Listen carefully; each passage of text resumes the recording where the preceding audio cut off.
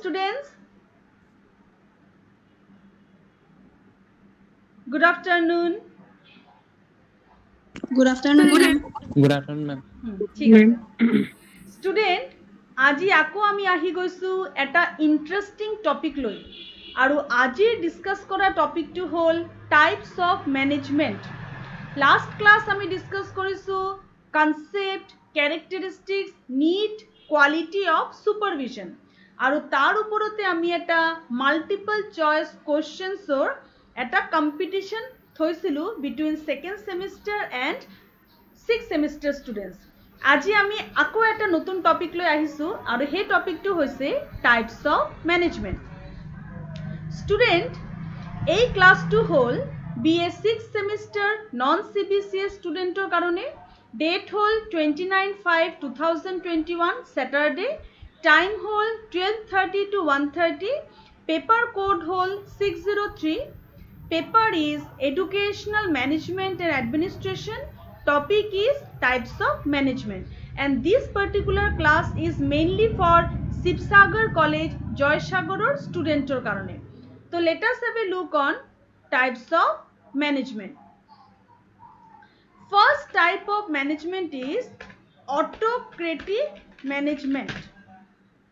মই এতিয়া স্ক্ৰিনটো তোমালোকৰ লগত শ্বেয়াৰ কৰিম. Present now. Okay, Ashwinaha.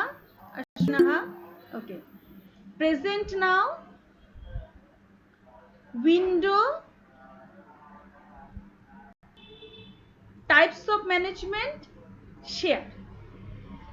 কোৱা student? তোমালোকে দেখি পাইছা? পাইছো ma'am. ঠিক আছে.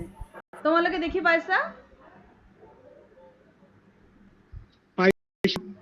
Okay student, so now I am discussing types of management. What are the types? Let us have a look. There are total 1 2 3 4 5 6 types are there. There are total 6 types. Autocratic management, consultative management, persuasive management, democratic management, chaotic management and laissez-faire management. Total পাঁচটা type আছে autocratic consultative persuasive democratic chaotic laissez-faire total types are 5. Shaheen Ahmed, aha.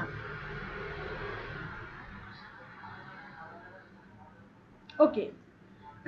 Now let us start with the first type, autocratic management. Autocratic management কি student?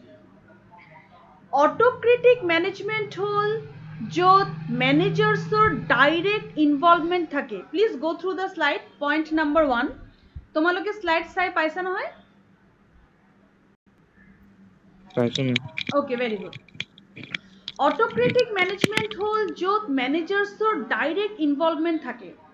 তাৰ মানে অটোক্ৰেটিক মেনেজমেন্টত ম্যানেজাৰ্সে সকলো কথা decide কৰে. যিকোনো ধৰণৰ প্ল্যান, যিকোনো ধৰণৰ প্ৰগ্ৰাম, যিকোনো ধৰণৰ এক্টিভিটি কি হ'ব, তাৰ অবজেক্টিভ কি হ'ব, কি মেথড হ'ব, কি প্ৰজেক্ট ফলো কৰা হ'ব, কি টেকনিকত যাব, এই আটাইকেইটা কথা একমাত্ৰ সিদ্ধান্ত লয় ম্যানেজাৰ নিজে. ইয়াত সাবঅৰ্ডিনেটৰ ভূমিকা নীল. সাবঅৰ্ডিনেটৰ কোনো ভূমিকা নাই. ম্যানেজাৰ্সে অৰ্ডাৰ দিয়ে, ম্যানেজাৰ ডাইৰেক্ট সাবঅৰ্ডিনেটক অৰ্ডাৰ দিয়ে আৰু সাবঅৰ্ডিনেটে সেই অৰ্ডাৰ চুপচাপ ফলো কৰে. ইয়াত সাবঅৰ্ডিনেটৰ নিজৰ নিড, এবিলিটি, ইন্টাৰেস্ট, নিজৰ অপিনিয়ন, নিজৰ মতামত কোনো জায়গা নাই. এইটো অত্যন্ত কড়া ম্যানেজমেন্ট, অত্যন্ত কাড়া, অত্যন্ত স্ট্রিক্ট ম্যানেজমেন্ট. ইয়াৰ সিস্টেমটো অত্যন্ত strict. Point number 3 hall if employees are not following this system then punishment will be there. তোমার ভাল লাগক না লাগক ম্যানেজমেন্টে তোমাক যি কামটো কৰিবলৈ কৈছে, তোমাক যেটো দায়িত্ব দিয়া হৈছে, তুমি সেই কামটো কৰিবই লাগিব. তুমি যদি সেই কামটো নকৰা তেতিয়া হলে তোমাৰ কাৰণে পানিশমেন্ট আছে. Next point, full control of managers in this. এই ম্যানেজমেন্ট সিস্টেমত মেনেজাৰৰ ফুল কণ্ট্ৰোল থাকে। যিকোনো কাম কৰাৰ ক্ষেত্ৰত মেনেজাৰে গোটেই কণ্ট্ৰোলটো নিজৰ হাতত লয়। ইয়াত সাবঅৰ্ডিনেটৰ কোনো ভূমিকা নাই। Next is mostly incentives are negative. এই পাৰ্টিকুলাৰ মেনেজমেণ্টত যেটো ইনচেন্টিভ দিয়া হয়, ইনচেন্টিভ মানে হ'ল সুবিধা। ইয়াত সুবিধাবিলাক negative in the sense that সাবঅৰ্ডিনেটৰ ধৰা এটা ডিচিশ্যন মেনেজাৰে ল'লে সাবঅৰ্ডিনেটৰ সেই ডিচিশ্যনটো ভাল লগা নাই। সাবঅৰ্ডিনেটে অপ'জ কৰিলে যে আপোনাৰ এই ডিচিশ্যনটো মোৰ কাৰণে ভাল নহ'ব বা অৰ্গেনাইজেশ্যনৰ কাৰণে ভাল নহ'ব, মই ভাবিছোঁ যে কামটো এনেকৈ কৰিলে ভাল।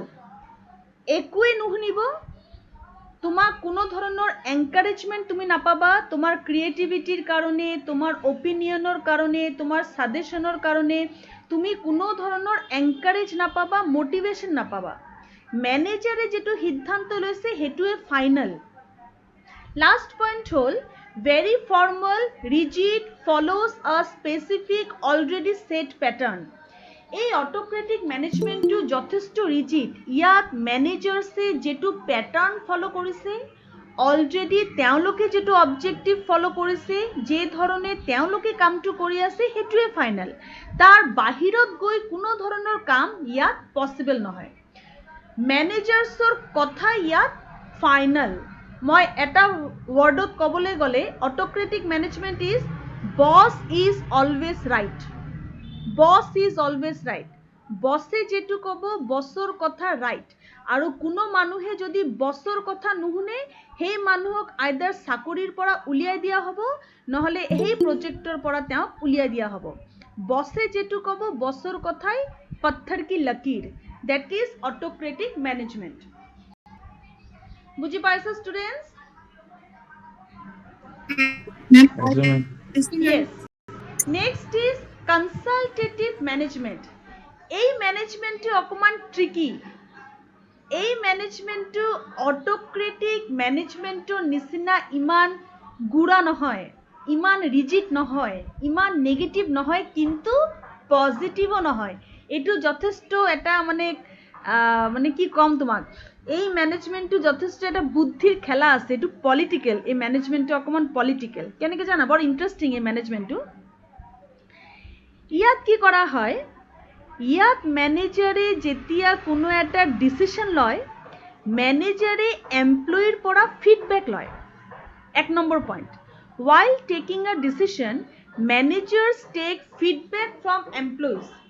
ইয়াত মেনেজাৰ্ছে এমপ্লয়িৰ পৰা ফিডবেক লয়।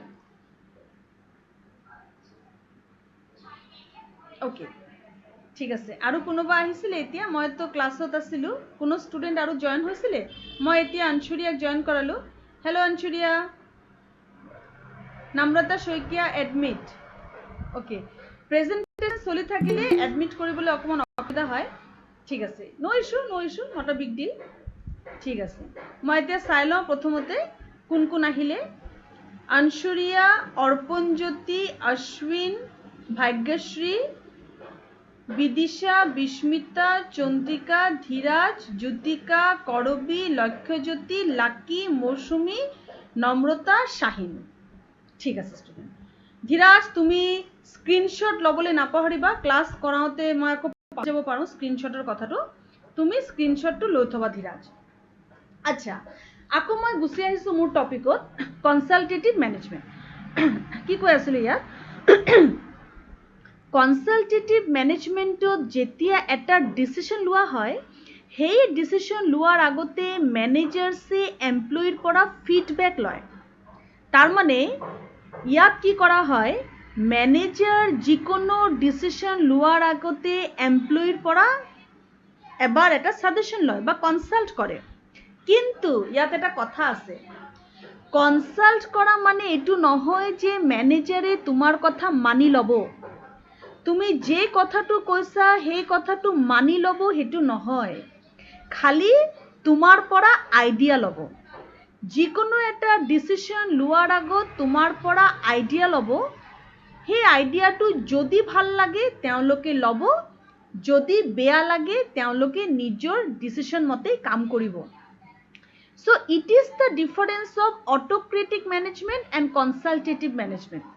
Autocratic management তোমার কোনো ডিসিশন লোৱা নহয়, তোমাৰ কোনো অপিনিয়ন লোৱা নহয়, তোমাৰ কোনো সাজেশন লোৱা নহয়, তোমাক একো জনোৱাই নহয়, তোমাক জাস্ট সিদ্ধান্তটো দি দিয়া হয়, তোমাক জাস্ট কথাটো জনাই দিয়া হয়, তোমাৰ লগত কোনো ধৰণৰ নেগোসিয়েশন, কোনো ধৰণৰ সাজেশন তোমাৰ পৰা লোৱা নহয়।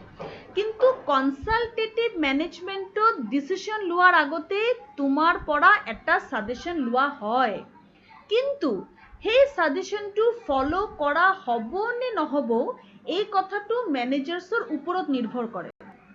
তেওঁলোকে চাব, তোমাৰ পৰা সাজেশন ল'ব, ভাল লাগিলে থব, নালাগিলে নিজৰ মতেই কাম কৰিব। Next point is, here the manager's decision is the final decision. অটোক্ৰেচিৰ নিচিনা ইয়াতো মেনেজাৰৰ ডিসিশনে ফাইনাল হয়, খালি অটোক্ৰেচিত তোমাৰ কথা শুনা নহয়, কনসালটেটিভত তোমাক এটা চান্স দিয়া হয়, তুমি যদি কিবা ক'ব বিচাৰিছা ক'ব পাৰা, যদি তেওঁলোকৰ ভাল লাগে তোমাৰ সাজেশনটো ল'ব। Next point and the last point is, if the managers like any idea of the employee, they will go with the decision. If they don't like any idea put forwarded by the employee, then the manager will stick to their own decision only. Managers ভাল লাগিলে তোমার লগত যাব, ভাল না লাগিলে নিজের মতে চলিব। So it is consultative management, মানে কনসাল্ট করা। কনসালটেটিভ ম্যানেজমেন্ট মানে before taking a decision consult করা। Clear students? Clear? Yeah, ma'am. আচ্ছা, এতিয়া চোৱা, Yes, ma'am. 3 নম্বৰটো হ'ল বৰ ইন্টাৰেস্টিং, এটু মানে কি কম তোমাক, এটু বিৰাট ট্ৰিকি, এটু একেবাৰে পলিটিক্যাল, এটু কনসালটেটিভতকেও পলিটিক্যাল আৰু বহুত ট্ৰিকি ম্যানেজমেন্ট। ইয়াত কি কৰা হয়, when the manager tries to convince the employees that whatever decision is taken by the manager is correct, will come under persuasive management.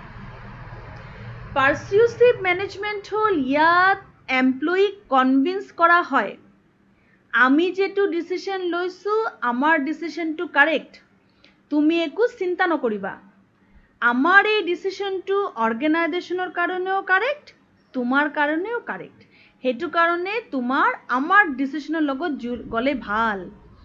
এটু হল এক ধরনের ট্রিক। অটোক্রেটিক ম্যানেজমেন্টত কি করা হয়, অটোক্রেটিক ম্যানেজমেন্টত এমপ্লয়ার্সক একো কোৱাৰ স্বাধীনতা দিয়া নহয়। কনসালটেটিভ ম্যানেজমেন্টত এমপ্লয়াৰৰ পৰা সাজেশন লোৱা হয়, ভাল লাগিলে সাজেশনটো থব, বেয়া লাগিলে ম্যানেজাৰে নিজৰ নিচিনাই কাম কৰিব। পাৰসুয়েসিভ ম্যানেজমেন্টটো অটোক্ৰেসিৰ নিচিনা সেম। পাৰসুয়েসিভ ম্যানেজমেন্টত ম্যানেজাৰে নিজেই সকলো সিদ্ধান্ত লয়, এমপ্লয়াৰ্সৰ ইয়াত ক'বলগীয়া একো নাই, কিন্তু ডিফাৰেন্স হল অটোক্ৰেটিক ম্যানেজমেন্টত ম্যানেজাৰে কৈফিয়ত নিদিয়ে, নিজে কিবা এটা সিদ্ধান্ত লোৱাৰ পিছত এমপ্লয়াৰ্সক বুজাই নাথাকে মই কোৱা কথাটো ঠিক। পারসুয়েসিভ ম্যানেজমেন্টত ম্যানেজারে এমপ্লয়ারক বুজাই থাকে, কনভিন্স করে যে মই যেটো সিদ্ধান্ত লৈছো এই সিদ্ধান্তটো তোমার কারণে ভাল, অর্গানাইজেশনের কারণে ভাল, এই কথাটো পারসুয়েসিভত বুজাই থাকে। It is the only difference. Next point to চোৱা, in persuasive management the manager tries to tell the employee that the decisions or plans taken is best for the organization as well as for the employee and we must follow the decision. Persuasive management এই কথাটো বুজোৱা হয় যে যেটো সিদ্ধান্ত লোৱা হৈছে সেই সিদ্ধান্তটো একেবাৰে কাৰেক্ট আৰু এই সিদ্ধান্তটো বেস্ট, অর্গানাইজেশনের কারণেও ভাল, তোমার কারণেও ভাল, সেই কথাটো এমপ্লয়ার্সক বুজাই বুজাই বুজাই বুজাই এমপ্লয়ার্সক কনভিন্স করে যাতে এমপ্লয়ার্সে বেয়া নপক, হেতু হল পারসুয়েসিভ। ইয়াত কিন্তু ডিসিশন ম্যানেজারেই লব, ইয়াত কিন্তু এমপ্লয়ারক একো কবলৈও দিয়া নহব, এমপ্লয়ারক ডিসিশন লবলৈও দিয়া নহব, যি কৰিব ম্যানেজাৰেই কৰিব, খালি ডিসিশন লোৱাৰ পাছত এমপ্লয়ীক বুজাই থাকিব যে আমি কৰা কামটো correct. That is known as persuasive management. বুঝি পালা স্টুডেন্ট? Hello, ma'am. Yes. এতিয়া হ'ল ডেমক্ৰেটিক মেনেজমেণ্ট মোৰ ফেভাৰিট মেনেজমেণ্ট আচ্ছা ইয়াত কোনোবাই কিবা এটা কৈ আছিলে আচ্ছা মই শুনি লওঁ তোমালোকে বুজি পাইছা ষ্টুডেণ্টছ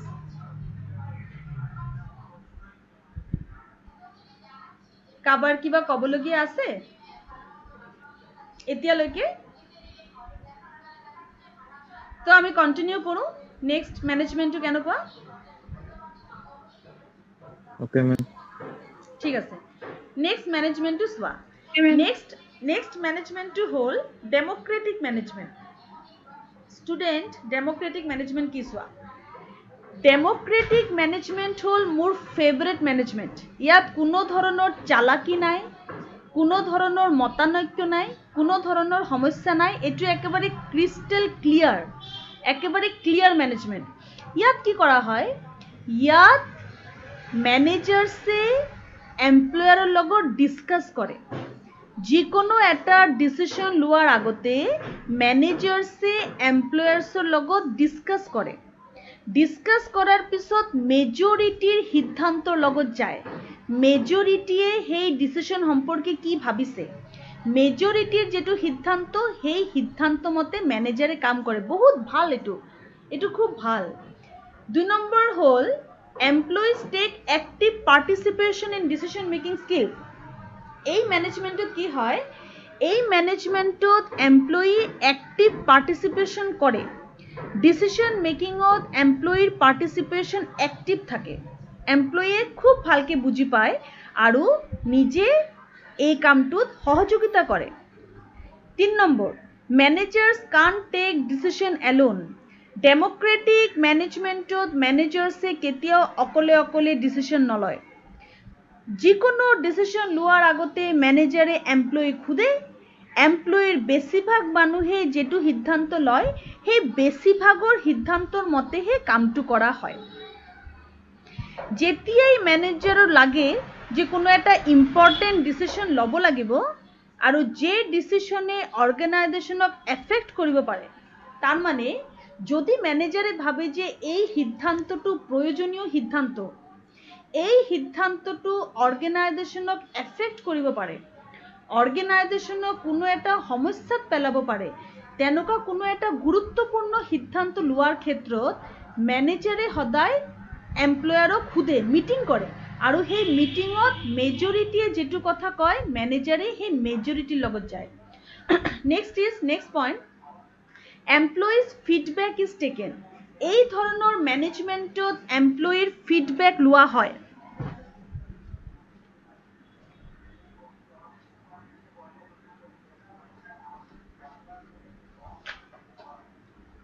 এই ধৰণৰ মেনেজমেণ্টত এমপ্লয়িৰ ফিডবেক কাম কৰে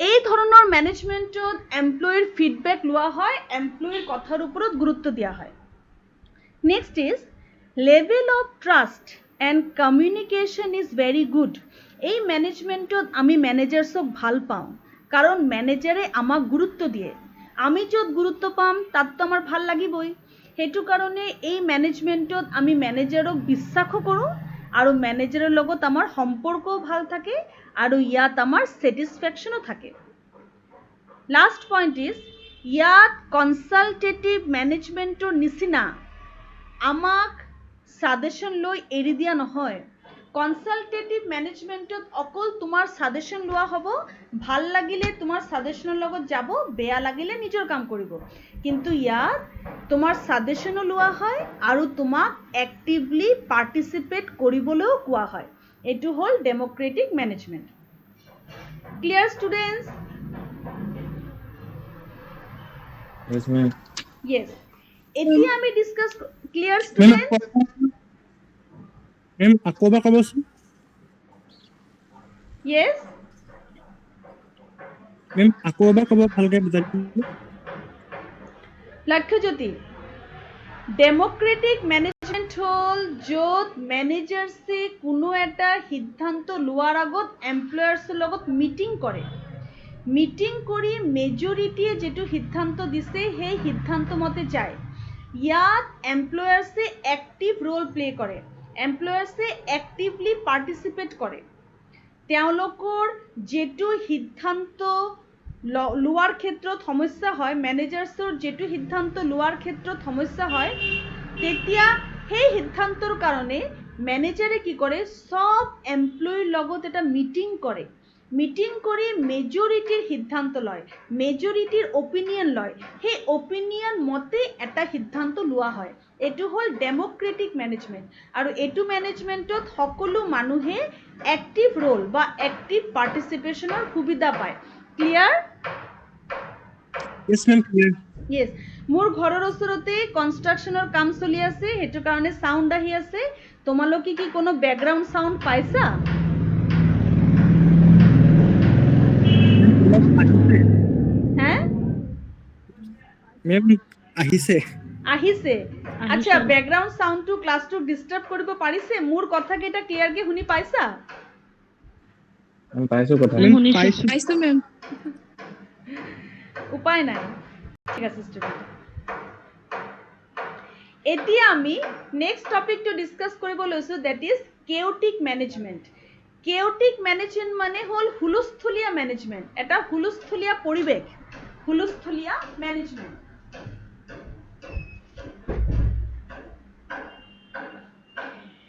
কেওটিক মেনেজমেণ্ট হ'ল যেতিয়া মেনেজাৰ নিজে কনফিউজ থাকিব যে কোনটো ডিচিশ্যন ল'ব লাগিব।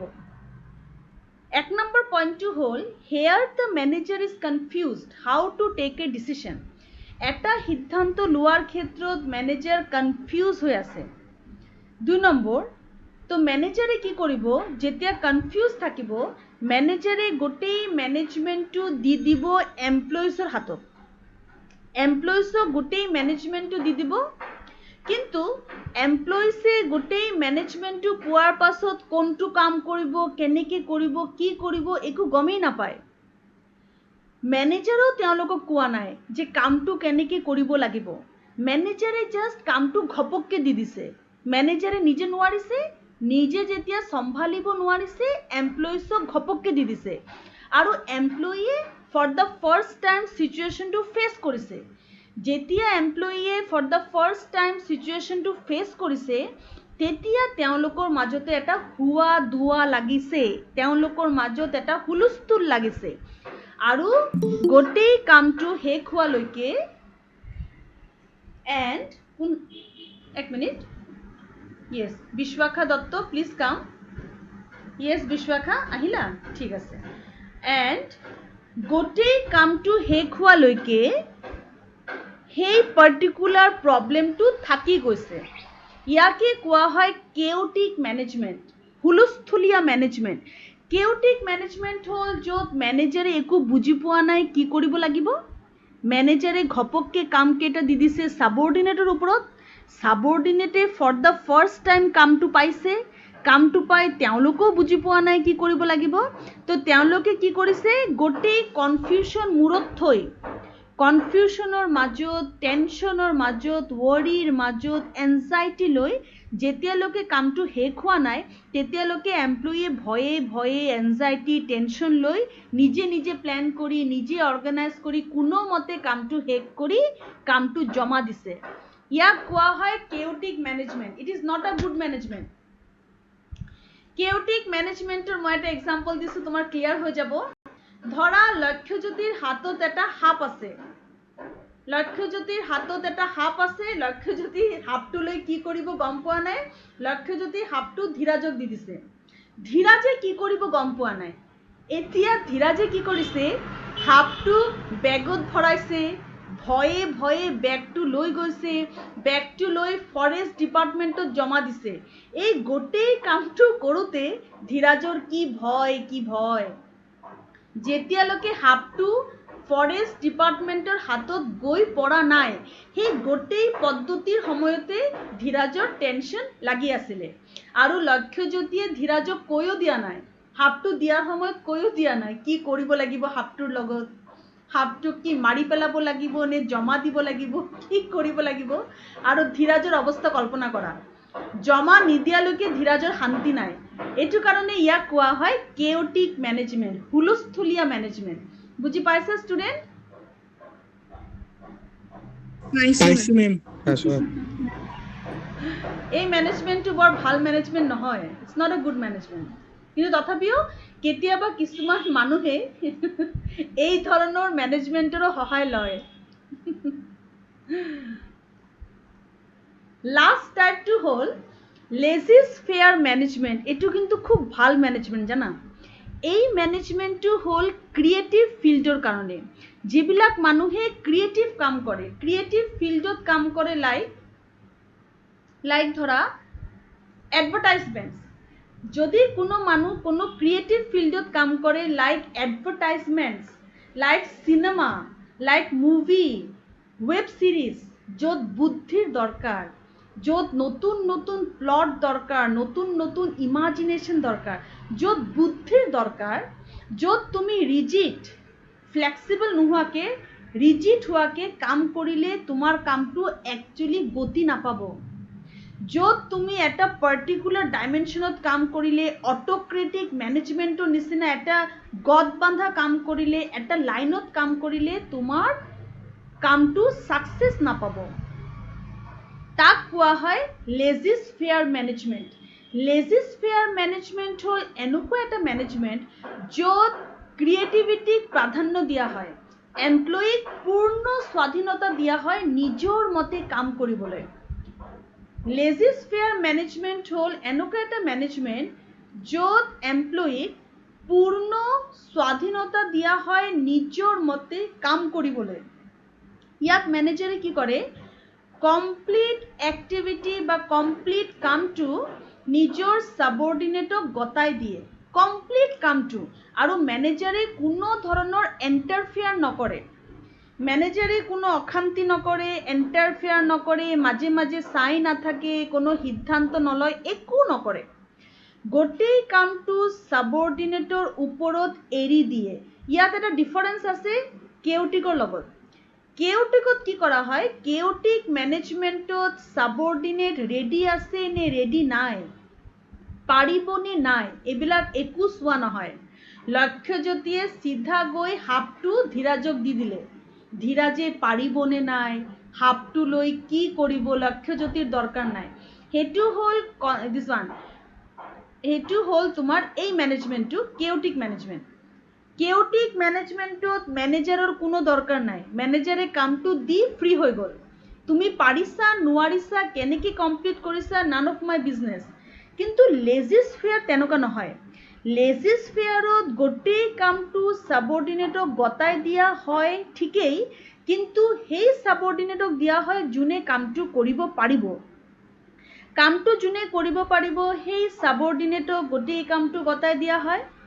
তাৰপিছত যদি কেতিয়াবা দৰকাৰ পৰে, ছাবঅৰ্ডিনেটে কামটো কৰাৰ ক্ষেত্ৰত যদি কোনো দৰকাৰ পৰে, তেতিয়া ছাবঅৰ্ডিনেটে ছাজেশ্যন ল'ব পাৰে।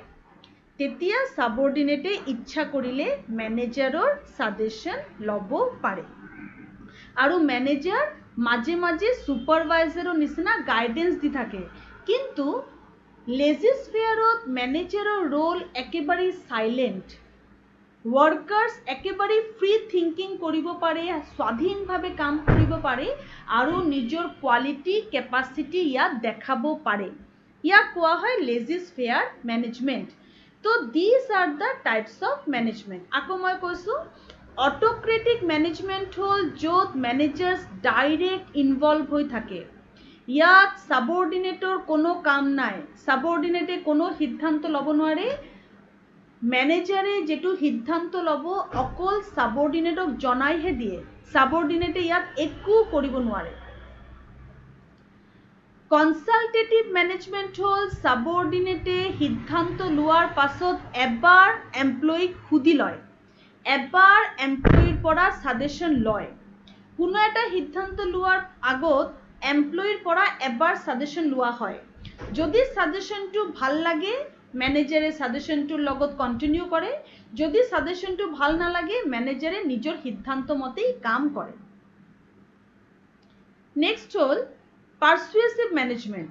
পাৰ্চুৱেচিভ মেনেজমেণ্টত মেনেজাৰে এমপ্লয়ীক কনভিন্স কৰিবলৈ চেষ্টা কৰে যে মই কৰা কামটো ঠিক, মই সিদ্ধান্ত লৈছোঁ হয়, তোমালোকক মই কোনো ফ্ৰীডম দিয়া নাই হয়, কিন্তু তোমালোকে এইটো বুজি লোৱা যে মই কৰা কামটো ঠিক আৰু এই পাৰ্টিকুলাৰ যেটো প্লেনিং বা সিদ্ধান্ত লোৱা হৈছে সেইটো অৰ্গেনাইজেশ্যনৰ কাৰণেও ভাল, তোমাৰ কাৰণেও ভাল।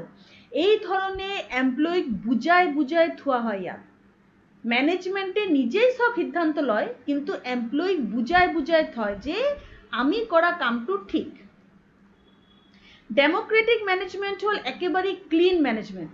ইয়াত মেনেজাৰে এমপ্লয়ীক সোধে, এমপ্লয়ীক এক্টিভলি পাৰ্টিচিপেট কৰাৰ সুযোগ দিয়ে, মেজৰিটিয়ে যেটো কথা কয় মেনেজাৰ সেইটো কথাৰ লগত যায়, সেইটো হ'ল ডেমক্ৰেটিক মেনেজমেণ্ট।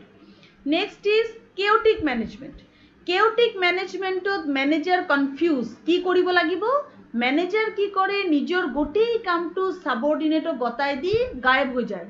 সাবঅৰ্ডিনেট কি কৰিব, কোনো মতে তেওঁলোকে বিভিন্ন উপায় ওলায়, গোটেই টেনশ্যনত থাকি হুলস্থুলীয়া পৰিৱেশৰ মাজত থাকি খুব কষ্টেৰে তেওঁলোকে কামটো সম্পূৰ্ণ কৰে।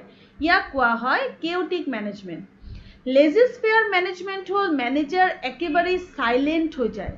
ইয়াত মেনেজাৰে সাবঅৰ্ডিনেটক কামটো সম্পূৰ্ণ দি দিয়ে আৰু যে মানুহবিলাক টেলেণ্টেড মানুহ, যে মানুহবিলাকে এই কামটো কৰিব পাৰিব তেওঁলোককহে দায়িত্ব দিয়া হয়। তেওঁলোকে কামটো নিজৰ হাতত লয়, মুকলিকে থিংক কৰে, নতুন নতুন ৰাস্তা ওলায়, নতুন নতুন ইনোভেশন ক্ৰিয়েট কৰে আৰু খুব শান্তিৰে কাম কৰে।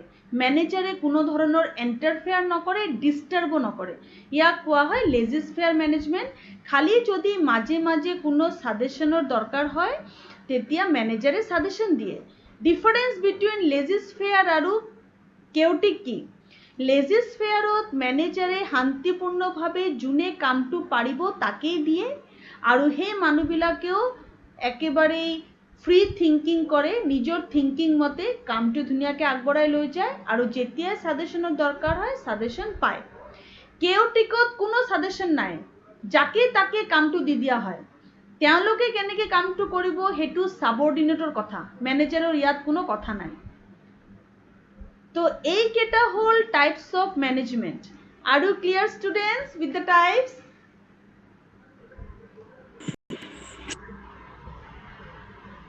Are you clear, students? Clear. Yeah, ma'am. Dhiraj, clear? Clear. Jutika, clear? Yes, ma'am. Bhagyashri, Ashwin, clear? Yes, ma'am.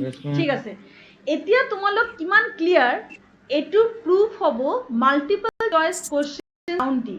এতিয়া আমি খেলিম মাল্টিপল চইচ ৰাউণ্ড আৰু চাম তোমালোকে মেনেজমেণ্ট কিমান ভালকৈ বুজি পালা। ওৱান বাই ওৱান তোমালোকক মই কোৱেশ্চন কেইটা সুধিম আৰু তোমালোকে ৰিপ্লাই দিবা। নাও মই তোমালোকৰ লগত স্ক্ৰীন শ্বেয়াৰ কৰি আছোঁ, মেনেজমেণ্টটো মই ইয়াত বন্ধ কৰিছোঁ আৰু মই এতিয়া তোমালোকৰ লগত স্ক্ৰীন শ্বেয়াৰ কৰিম। BA 6th semester multiple choice question answers on management. ঠিক আছে। Okay, again I am moving here. ঠিক আছে, share screen, present now, window, share. Student, screen দেখি পাইছা?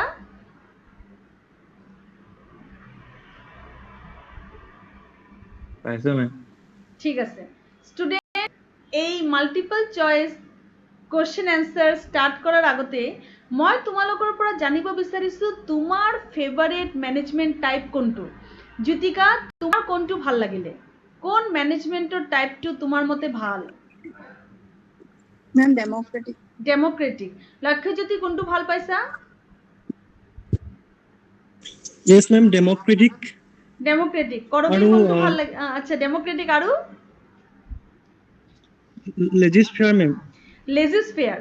ডেমক্ৰেটিক আৰু লেজিস্ফেয়াৰ। অ'কে ষ্টুডেণ্ট, মই তোমাক ইয়াত এটা কথা কওঁ যে প্ৰতিটো মেনেজমেণ্টৰেই প্ৰয়োজন আছে। প্ৰতিটো মেনেজমেণ্ট ছিটুৱেশ্যনেল হয়।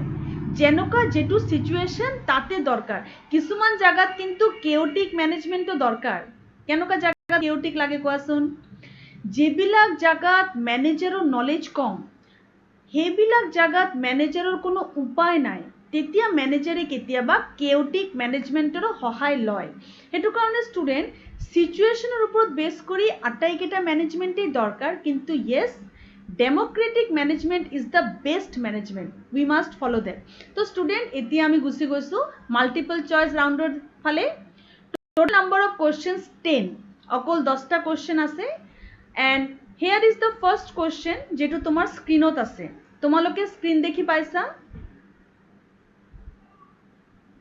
পাইছো মেম ঠিক আছে this particular পাইছো। question is for ধীৰাজ এই কোৱেশ্চনৰ আনসাৰ দিয়া which of the following will come under autocratic management autocratic managementor underত কোনটো পৰিব ডাইৰেকশন দিয়া অর্ডার দিয়া সাজেশন দিয়া পার্টিসিপেট করার সুযোগ দিয়া ডাইরেকশন দিয়া অর্ডার দিয়া সাজেশন দিয়া পার্টিসিপেশনের সুযোগ দিয়া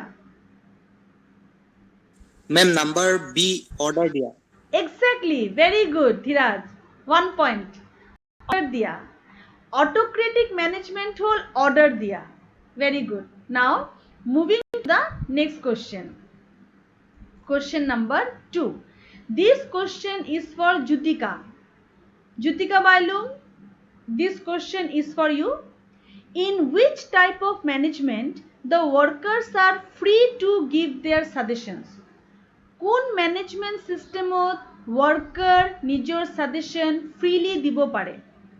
Autocratic management, democratic management, consultative management, none of the above.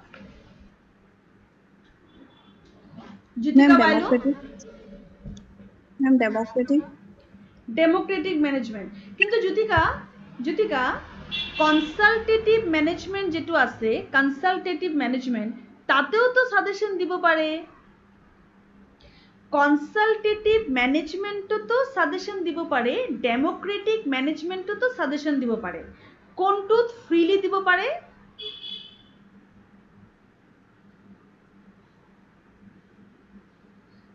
Jyotika কোনটোত ফ্রিলি সাজেশন দিব পারে Ma'am, consultative.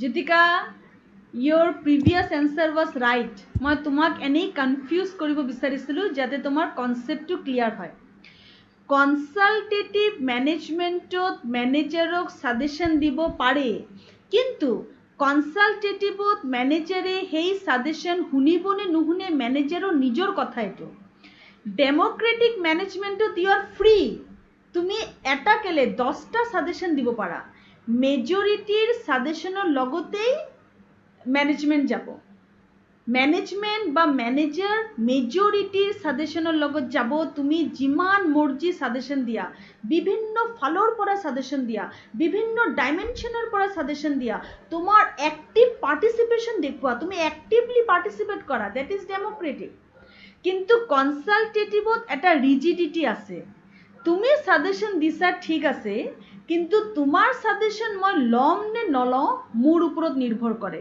That is why the word free দুটা ক্ষেত্ৰতেই সাজেশন দিব পাৰি কিন্তু ফ্ৰি সাজেশন দিবলে হলে আমাৰ লাগিব ডেমোক্রেটিক ম্যানেজমেন্ট ঠিক আছে Jyotika your answer was right কিন্তু তুমি অকমান কনফিউজ হৈছিলা হেতু কাৰণে 0 ধীৰাজ 1 জ্যোতিকা 0 তুমি যদি সেকেন্ড টাইমতেও ডেমোক্রেসি কলা হেতেন তেতিয়া হলে তুমি 1 পালা হেতেন বাট ভেরি গুড জ্যোতিকা তোমার কারণে গোটেই ক্লাসে কনসেপ্ট বুঝি পালে ফ্রি ম্যানেজমেন্ট হল ফ্রি যেতিয়া ডিসিশন ফ্রি কে লব পারিবা ডেমোক্রেসি যেতিয়া সাজেশন তেওঁলোকে লয় নে নলয় এনেকা হুয়া দুয়া বা এটা মানে ইমব্যালেন্স থাকিব তেতিয়া হেতু কনসালটেটিভ ভেরি গুড স্টুডেন্ট বুঝি পাইছা নহয় কথাটো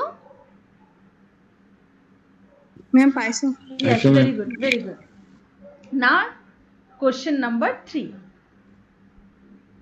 Which of the following is not a type of management? which of the following is not a type of management? ইয়াত উল্লেখ কৰা কোনটো মেনেজমেন্টৰ টাইপত নপৰে? অশ্বিন কোৱা, ইয়াত উল্লেখ কৰা কোনটো মেনেজমেন্ট কোনো ধৰণৰ মেনেজমেন্টৰ টাইপত নপৰে? Autocratic, democratic, consultative, institution based management? Ma'am, institution based management. Yes Ashwin, institution based management বলি কোনো ম্যানেজমেন্ট নাই। ইনস্টিটিউশন বেসড ম্যানেজমেন্ট হল যার ভিতৰত সোমাই থাকে অটোক্ৰেসি, ডেমোক্ৰেসি, পাৰসুয়েসিভ, কনসালটেটিভ, সব তাৰ ভিতৰতেই সোমাই থাকে। শিৱসাগৰ কলেজ জয়সাগৰৰ বিভিন্ন সিচুয়েশনেৰ উপৰ ভিত্তি কৰি যেতিয়া আমি বিভিন্ন ম্যানেজমেন্টৰ সিস্টেম লম, বিভিন্ন অ্যাক্টিভিটি লম, তাকেই কোৱা হয় ম্যানেজেৰিয়াল অ্যাক্টিভিটি ইনসাইড এন ইনস্টিটিউশন। এটা ইনস্টিটিউশনেৰ ভিতৰত লোৱা বিভিন্ন ম্যানেজমেন্ট হল সেই ইনস্টিটিউশনৰ ম্যানেজেরিয়াল সিস্টেম, কিন্তু ইনস্টিটিউশন বেসড ম্যানেজমেন্ট বুলি কোনো ম্যানেজেরিয়াল সিস্টেম নাই। Very good Ashwin, 1. Next question. Okay. Question number 4. Which of the following is not a characteristics of autocratic management? ইয়াত কোৱা হৈছে যে অটোক্ৰেটিক ম্যানেজমেন্টৰ কোনটো বৈশিষ্ট্য নহয়। ইয়াত কৈছে যে বৈশিষ্ট্য নহয় বুলি কৈছে, আৰু এই প্ৰশ্নটো হৈছে লক্ষ্যজ্যোতিৰ কাৰণে। লক্ষ্যজ্যোতি চোৱা, এই পইণ্ট কেইটাৰ ভিতৰত কোৱা হৈছে যে কোনটো অটোক্ৰেটিক ম্যানেজমেন্টৰ বৈশিষ্ট্য নহয় বুলি কৈছে, নহয়। Okay, number 1 issuing order, number B formulating rules and regulations, number C imposing instructions, number D participation. Issuing orders, formulating rules and regulations, imposing instructions and participation কোনটো অটোক্রেটিক ম্যানেজমেন্টৰ বৈশিষ্ট্য নহয়? লক্ষ্যজ্যোতি কোৱা। Ma'am, number B. নাম্বার সি কি আছে Lakshyajyoti? Imposing instruction. তোমার মতে Lakshyajyoti number D exactly. মই ভাবিছো তুমি সি কৈছা, number D exactly participation. Order দিয়া, রুলস রেগুলেশনস ফলো করা, ইনস্ট্রাকশন ইম্পোজ কৰি জোৰকে দিয়া, একেটা হল অটোক্ৰেসিৰ বৈশিষ্ট্য। কোনটো নহয়? পাৰ্টিসিপেশন। তেতিয়া হলে লক্ষ্যজ্যোতি কোৱা, পাৰ্টিসিপেশন কোনটো ম্যানেজমেন্টৰ বৈশিষ্ট্য? পাৰ্টিসিপেশন কোনটো ম্যানেজমেন্টৰ বৈশিষ্ট্য? য'ত ওয়াৰ্কাৰ্সে পাৰ্টিসিপেট কৰিব পাৰে equally. Ma'am, democratic. Yes, democratic management. খুব ভালকে বুঝি পাইছা, থ্যাংক ইউ সো মাচ। তোমালোক বুঝি পাইছা। Now next question number 5. Okay, wait. Question number 5. Autocratic management is based on, autocratic management কিহৰ ওপৰত বেস হৈ আছে, কিহৰ ওপৰত নিৰ্ভৰ হৈ আছে? এই চাৰিটাৰ ভিতৰত কোনটো অটোক্ৰেটিক ম্যানেজমেন্টৰ ভিতৰত পৰে?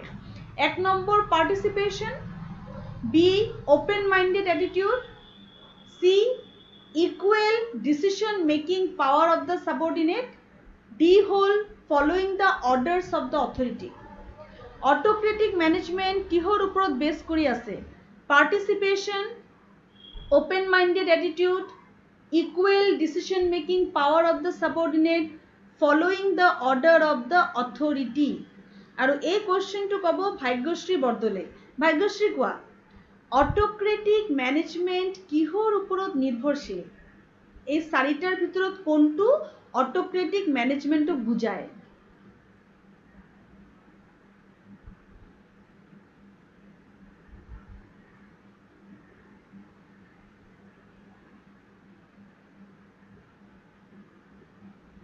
ভাগ্যশ্ৰী, এই চাৰিটাৰ ভিতৰত কোনটো অটোক্ৰেটিক ম্যানেজমেন্ট বুলি ক'ব পাৰি? চন্দ্ৰিকা নেওগ।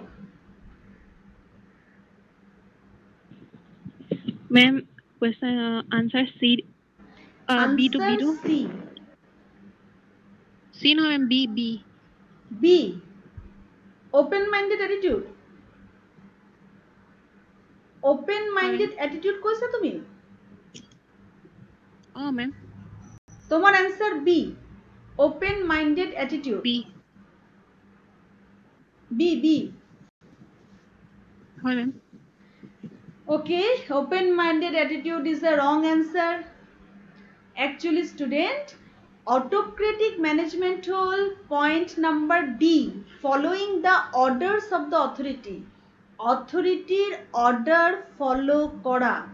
মই আগতেই কৈছো কোশ্চেনটো চোৱা, অটোক্ৰেটিক মেনেজমেন্ট কিহৰ ওপৰত বেছ কৰি আছে, কিহৰ ওপৰত বেছ কৰি আছে? পাৰ্টিচিপেশ্যন হ'ল ডেমোক্ৰেটিক, open-minded attitude হ'ল laissez-faire. laissez-faire হ'ল য'ত অৰ্গেনাইজেশ্যনে নিজে সাবঅৰ্ডিনেটক দি দিয়ে, গোটেই কামটো দি দিয়ে আৰু চুপচাপ বহি থাকে। open-mindedly সাবঅৰ্ডিনেটে নিজৰ কাম কৰিব পাৰে একেবাৰে খোলা মনেৰে। ইয়াত কোনো ধৰণৰ কামৰ ক্ষেত্ৰত বাধা নাই, কোনো অসুবিধা নাই, যেনেকুৱা মন যায় তেনেকুৱাই তুমি নিজৰ ক্ৰিয়েটিভিটি দেখাব পাৰা। So open-minded attitude হল laissez-faire টাইপ। পাৰ্টিচিপেশ্যন হল ডেমোক্ৰেসি, য'ত তুমি মুকলিকে পাৰ্টিচিপেট কৰিব পাৰা, তোমাৰ সিদ্ধান্ত ডেমোক্ৰেসিত শুনা হ'ব। সি হল equal decision making power of the subordinate, এটো ডেমোক্ৰেসি, য'ত সাবঅৰ্ডিনেটে মেনেজাৰৰ সমান পাৱাৰ পায় ইকুৱেল সিদ্ধান্ত লোৱা।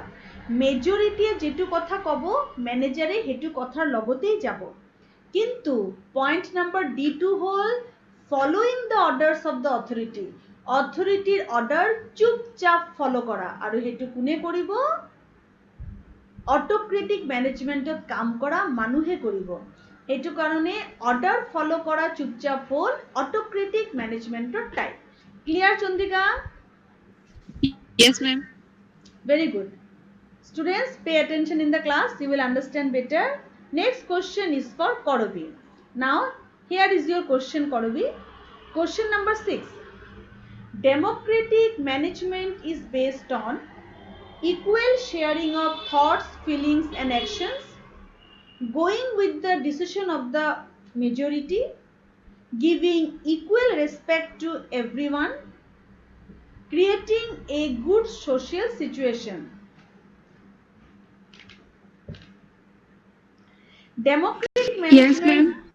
ডেমোক্রেটিক ম্যানেজমেন্ট হল thought, feeling, action equally share কৰা, মেজৰিটিৰ ডিসিশনৰ লগত যোৱা, সবকে ইকুৱেল ৰেসপেক্ট দিয়া, ভাল এটা সোশ্যাল সিচুৱেশ্যন ক্ৰিয়েট কৰা। কৰবি ইয়াৰ আটাইকেইটা পইণ্ট কিন্তু ডেমোক্ৰেটিক হয়। তুমি ক'ব লাগিব এই আটাইকেইটাৰ ভিতৰত কোনটো ডেমোক্ৰেসিৰ কাৰণে আটাইতকৈ ষ্ট্ৰং পইণ্ট হয়। এই আটাইকেইটা Going with the তোমার মতে কোনটো করবে? ma'am, B. Going with the decision of the majority. Going with the decision of majority. Yes ma'am. And this is the correct answer. Going with the decision of the majority, correct. Majority সিদ্ধান্তৰ লগত যোৱাই হল democratic management. কিন্তু student, sharing thought, feeling and action, respect to everyone, good social situation is also part of democratic management. But the strong point is decision of the majority. Three more questions. Question number 7. Laissez-faire management is based on the principle of, laissez-faire management কোনটো প্রিন্সিপালের উপৰত base কৰি গঠিত? And this question is for Lucky Rajkumari.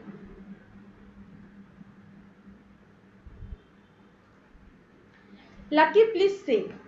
Laissez-faire management is based on the principle of interference, non-interference, mutual help, creative work. মই অকমান কোশ্চেনটো বুজাই দিওঁ লাকি। laissez-faire মেনেজমেন্টত 1 number point হল মেনেজাৰে ইন্টাৰফেয়াৰ কৰে, ইণ্টাৰফেয়াৰ মানে মেনেজাৰ সোমায়। বি নন ইণ্টাৰফেয়াৰ মেনেজাৰ নিজক দূৰত থয়, ইণ্টাৰফেয়াৰ নকৰে, নোসোমায়। চি মিউচুৱেল হেল্প মেনেজাৰে সহায় কৰে। ডি ক্ৰিয়েটিভ ৱৰ্ক সাবঅৰ্ডিনেটে নিজৰ ক্ৰিয়েটিভ এক্টিভিটি শ্ব' কৰে। লেজিস্ফেয়াৰ মেনেজমেণ্টত কোনটো প্ৰিন্সিপাল খাটে? মেনেজাৰ সোমায়, মেনেজাৰ আঁতৰত থাকে, মেনেজাৰে সহায় কৰে, মেনেজাৰে সাবঅৰ্ডিনেটক ক্ৰিয়েটিভ ৱৰ্ক কৰাৰ সুযোগ দিয়ে।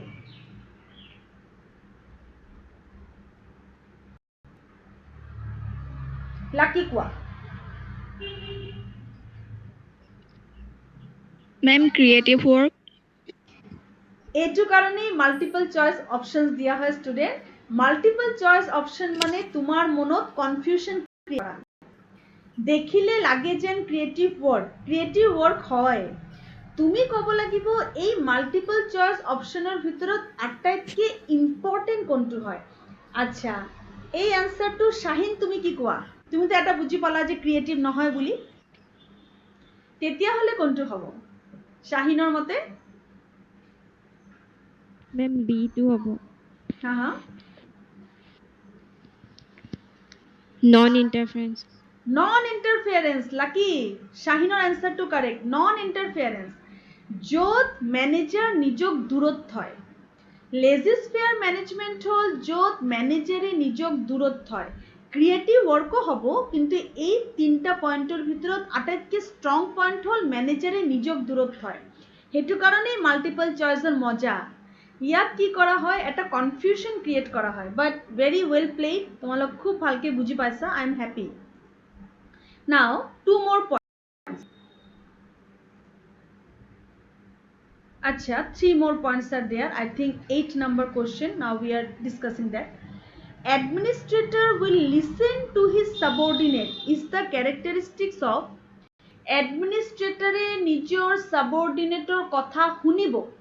Administrator নিজৰ তলত কাম কৰা মানুহৰ কথা শুনিব। এইটো কাৰ characteristics? কোনটো মেনেজমেন্টৰ characteristics? Autocratic management, democratic management, consultative management, none of the above.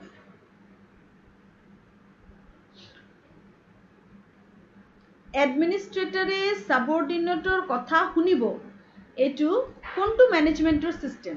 Autocratic, democratic, consultative and none of the above, এটাও নহয়। এইটো ক'ব আমাক বিস্মিতা কলিতা। বিস্মিতা কোৱা।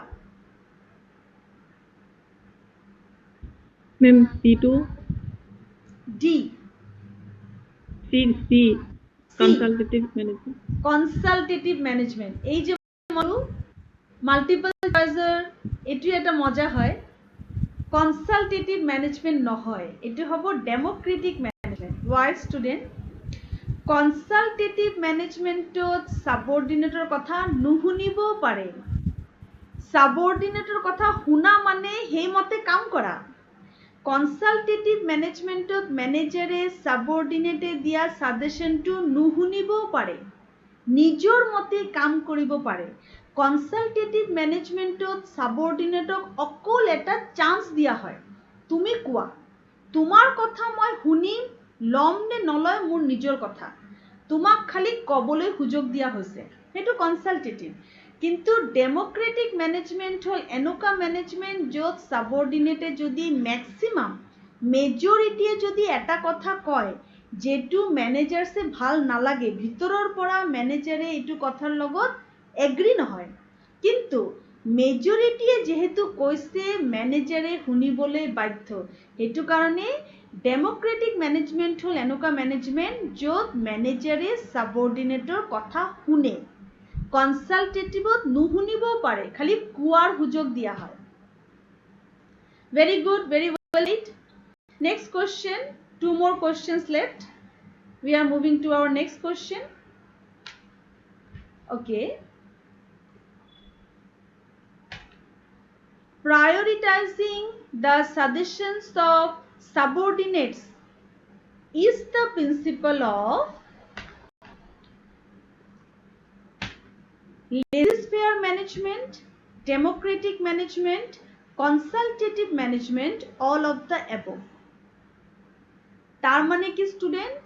তাৰ মানে হ'ল সাবঅৰ্ডিনেট বা ওয়াৰ্কাৰৰ সাজেশনক গুৰুত্ব দিয়া। কোনটো ম্যানেজমেন্টত ওয়াৰ্কাৰৰ সাজেশনক গুৰুত্ব দিয়া হয়? কোনটো ম্যানেজমেন্টত ওয়াৰ্কাৰৰ সাজেশনক গুৰুত্ব দিয়া হয়? Laissez faire, democratic, consultative, all of the above. আৰু এই আনসাৰটো দিব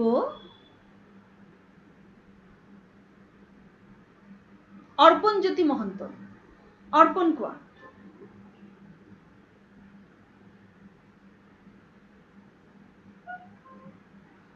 অৰ্পণ,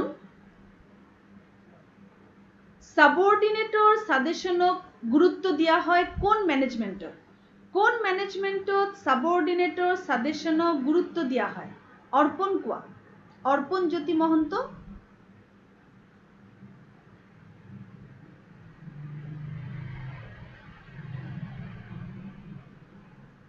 ধীৰাজ কোৱা।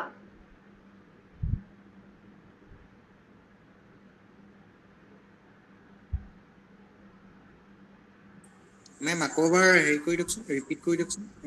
আচ্ছা, আকৌ এবাৰ ৰিপিট কৰি দিছো। এনে স্ক্ৰিনটো চাই পাইছা? পাইছো। আচ্ছা, তাৰ মানে কি? তাৰ মানে হ'ল যে সাবঅৰ্ডিনেটৰ সাজেশনক ওয়াৰ্কাৰে দিয়া মতামত বা ওপিনিয়ন কোনটো ম্যানেজমেন্টৰ ভিতৰত ওয়ার্কারে দিয়া ওপিনিয়নক প্রাধান্য দিয়া হয়? কোনটো ম্যানেজমেন্টে ওয়ার্কারে দিয়া যিকোনো ওপিনিয়নক প্রাধান্য দিয়ে, গুরুত্ব দিয়ে? Laissez faire management, democratic management, consultative management, all of the above. হ্যাঁ ma'am democratic management. Yes, democratic management. Why not others? বাকি কেইটা কিয় নহয়? বাকি কেইটা কম হয়। আমি কৈছো যে এই আটাইকেইটা মাল্টিপল চয়েস কোশ্চেন্স এটা কনফিউশন হয়, সেইটো কাৰণে তুমি চাব লাগিব এই মাল্টিপল চয়েস কোশ্চেন্সৰ ভিতৰত কোনটো বেছি ষ্ট্ৰং। লেজিসফেয়াৰ ম্যানেজমেন্টত গোটেই কামটোকেই ম্যানেজমেন্টৰ হাতত দি দিয়া হয়। ম্যানেজমেন্টে গোটেই কামটোকেই তোমাৰ সাবঅৰ্ডিনেটৰ হাতত দি দিয়ে। তো সাজেশন লোৱাৰ নোলোৱাৰ কোনো প্ৰশ্নই নুঠে, কাৰণ কামটো ম্যানেজাৰে নকৰেই, গোটেই কামটো সাবঅৰ্ডিনেটেই কৰে। তো সাজেশন লোৱাৰ কোনো দৰকাৰো নাই বা সাজেশনক গুৰুত্ব দিয়াৰ কোনো কথাও নাই, যেহেতু গোটেইটো দি দিয়া হয়। কনসালটেটিভ ম্যানেজমেন্টত সাজেশনক প্রাধান্য দিয়া কেতিয়াবা হয়, কেতিয়াবা নহয়। কিন্তু ডেমোক্রেটিক ম্যানেজমেন্টত সকলো সাজেশনক প্রাধান্য দিয়া হয়, আৰু প্ৰাধান্য মানে যে লোৱাই হয় সেইটো নহয়, কিন্তু সাজেশনটো শুনা হয়, প্ৰাধান্য দিয়া হয়, আৰু এটা ৰেসপেক্ট জনোৱা হয়। সেইটো কাৰণে ইয়াৰ এনসার হ'ব ডেমোক্রেটিক ম্যানেজমেন্ট। নাও student, okay, 7 number question is discussed, 8 number question is discussed. Now next is 9 number question is also discussed. Now last question, that is question number 10. Now this question is for Lakhyajyoti again. The attitude of taking responsibility by the authority is not associated with, etu mon koriba, কোনটো ম্যানেজমেন্টত অথরিটির responsibility লোৱাৰ কোনো attitude নাই। তলত উল্লেখিত কোনটো ম্যানেজমেন্টত authority কোনো responsibility নলয়?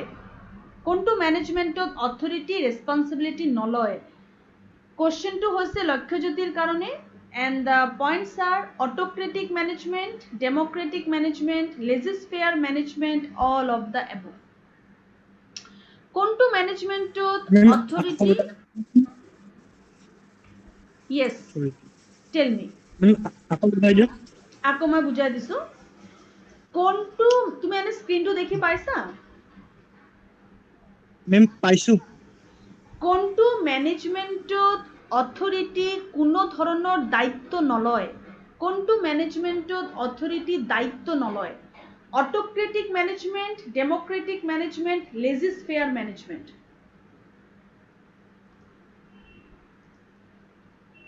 Ma'am autocratic management.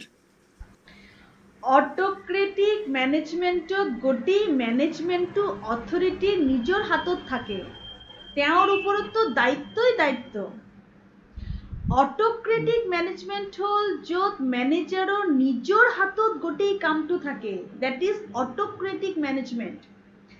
ডেম'ক্ৰেটিক মেনেজমেণ্টতো মেনেজাৰৰ নিজৰ হাতত কামটো থাকে, খালি মেনেজাৰে ছাবঅৰ্ডিনেটৰ ছাজেশ্যন লয়, ছাবঅৰ্ডিনেটক গোটেই কামটোৰ অংশীদাৰ কৰা হয়, ছাবঅৰ্ডিনেটে পাৰ্টিচিপেট কৰিব পাৰে। ডেম'ক্ৰেটিক মেনেজমেণ্টত ছাবঅৰ্ডিনেট পাৰ্টিচিপেট কৰিব পাৰে, অট'ক্ৰেটিক মেনেজমেণ্টত ছাবঅৰ্ডিনেট পাৰ্টিচিপেট কৰিব নোৱাৰে। কিন্তু দুটা ক্ষেত্ৰতেই গোটেই মেনেজমেণ্টটো গভৰ্ণমেণ্টৰ হাতত থাকে অৰ অথৰিটিৰ হাতত থাকে। বাট লেজিছফেয়াৰ মেনেজমেণ্ট হ'ল য'ত মেনেজাৰৰ হাতত একোৱেই নাথাকে, মেনেজাৰে গোটেই কামটো ছাবঅৰ্ডিনেটক দি দিয়ে আৰু চাইলেণ্টলি দূৰৰ পৰা চাই থাকে। যেতিয়াই ছাবঅৰ্ডিনেটৰ অসুবিধা হয় মেনেজাৰ যায় আৰু ছাবঅৰ্ডিনেটক সহায় কৰে। তো সেইটো কাৰণে ইয়াক কোৱা হয় লেজিছফেয়াৰ, নন ইণ্টাৰফিয়াৰেঞ্চ। এইমাত্ৰ উত্তৰ দিছিলে জ্যোতিকা বাইলুঙক সুধিছিলোঁ চাগে, উত্তৰ দিছিলে তাই নন ইণ্টাৰফিয়াৰেঞ্চ। কোনটো মেনেজমেণ্টত মেনেজাৰৰ কোনো ইণ্টাৰফিয়াৰেঞ্চে নাই, কোনটো মেনেজমেণ্টত নাই, সেইটো হ'ল লেজিছফেয়াৰ management. I hope students you are quite clear with the types of management. Yes, ma'am. Yes, ma'am. Yes. Yes, ma'am. So students, before leaving the class again, yes, Lakhajyoti, please say. Persuasive management অলপ ক'বচোন ভাগে বুজি পালো। আচ্ছা, পাৰ্চুৱেচিভ মেনেজমেণ্টটো অলপ বুজাই দিব লাগিব। ঠিক আছে, 2 মিনিট লাগিব, মই পাৰ্চুৱেচিভ মেনেজমেণ্টটো এতিয়াই বুজাই দিছোঁ। বাকী তোমালোকে বুজি পাইছাতো? পাইছো ma'am. Okay. Okay, I am discussing another topic that is a new, not a new one, the previous one, that is persuasive management. একদম easy persuasive. Student, persuasive management হল, আচ্ছা তুমি স্ক্রিনটো দেখি পাইছা? মেম বৰ্তমান নাই হোৱা দিয়া। আচ্ছা ঠিক আছে।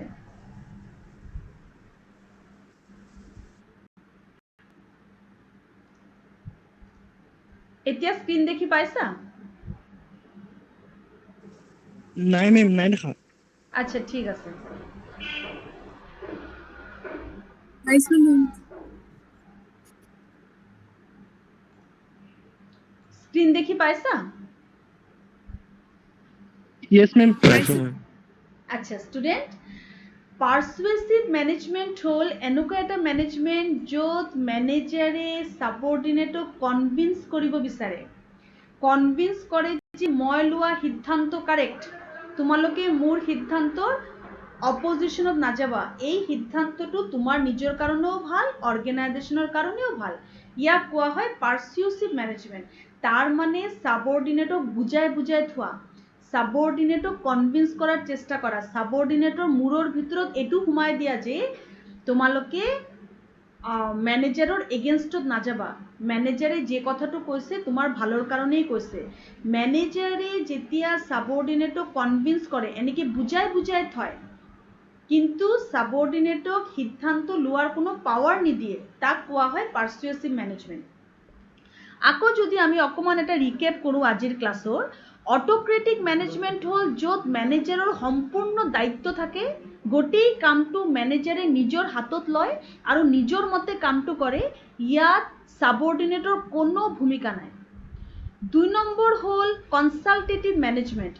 ইয়াত মেনেজাৰে এবাৰ ছাবঅৰ্ডিনেটৰ ফিডবেক লয়, এবাৰ কনচাল্ট কৰে, ভাল লাগিলে এই সিদ্ধান্তটো লয়, বেয়া লাগিলে সিদ্ধান্তটো গ্ৰহণ নকৰে, মেনেজাৰে নিজৰ মতে কাম কৰে।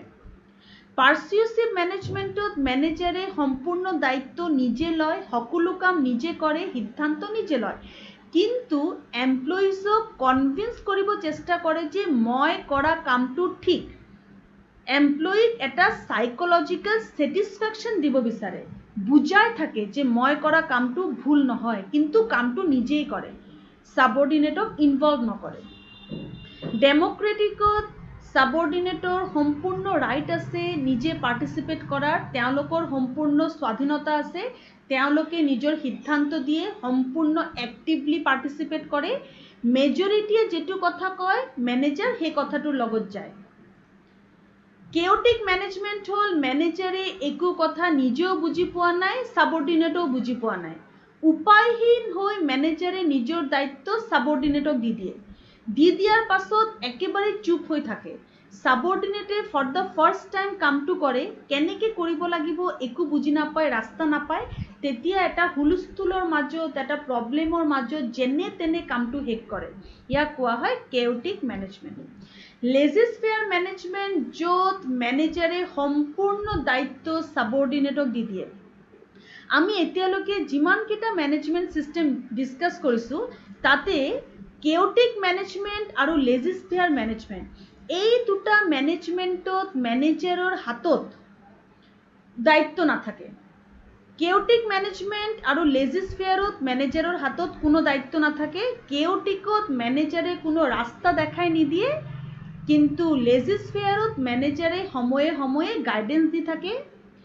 কেওটিকত সাবঅৰ্ডিনেটে কোনো ধৰণৰ এক্সপিৰিয়েন্স নাথাকে সাবঅৰ্ডিনেটৰ কামটো কৰাৰ, কিন্তু লেজিস্ফেয়াৰত সাবঅৰ্ডিনেটৰ এক্সপিৰিয়েন্স থাকে, তেওঁলোক ট্ৰেইন থাকে। এইকেইটা হ'ল types of management and different multiple choice questions that we discussed in our today's class. I hope you are quite clear with the class. Yes, ma'am. Yes, ma'am. Yes. Shaheen, ma'am. Korobi, Vishmita, are you clear with the class? Yes, ma'am. Very good. Acha, Yes, ma'am. thank you so much for your reply and multiple choice question to তোমালোকৰ response যথেষ্ট ভাল। ধীৰাজ তুমি photo click কৰিলা? Yes, ma'am. আটাইকেইটা ষ্টুডেণ্টৰ attendance লৈ লোৱা হ'ল? হল ma'am. ঠিক আছে। ভেৰি সুন আমি গ্ৰুপ ডিছকাশ্যন ষ্টাৰ্ট কৰিম। আজি আমি গ্ৰুপ ডিছকাশ্যন কৰিছোঁ উইথ ছেকেণ্ড ছেমিষ্টাৰ ষ্টুডেণ্ট, আৰু সেই গ্ৰুপ ডিছকাশ্যন যথেষ্ট ফ্ৰুটফুল হৈছে। কি ছিষ্টেমত সেই গ্ৰুপ ডিছকাশ্যন কৰিছোঁ সেইটো আমি কেইটামান টপিক ডিছকাছ কৰাৰ পাছত তোমালোকৰ লগতো কৰিম, আৰু অতি সোনকালে মই সেইটো শ্বেয়াৰ কৰিম। To be ready for group discussion. Yes, ma'am. Okay. Yes, Thank ma'am. you students for your patience. So I will again come with a new class. Thank you. Bye bye. Bye, ma'am. Bye, ma'am. Bye bye. Bye, ma'am. ঠিক আছে।